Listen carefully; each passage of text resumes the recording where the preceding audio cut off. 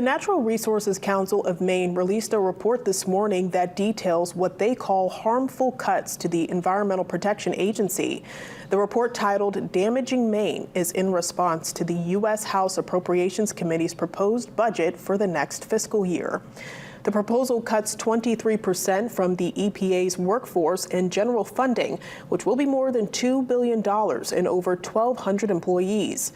The NRCM says this will be drastic for Maine's clean air and water. They say it will limit the number of contaminated industrial sites the state can clean up and how much general scientific research can be done. They add that it's harmful for the health of Mainers, particularly children, and can ultimately have an economic impact. Kids breathe faster and have proportionally greater air intake per kilogram of body weight compared with adults. The structure and function of their developing organ systems are also more vulnerable to damage from airborne toxins compared to fully formed adults. Yeah. While clean drinking water is not only a basic need, it is also a significant value to people who live in Maine, people who travel to Maine. Tourism and outdoor recreation are two of our larger industries.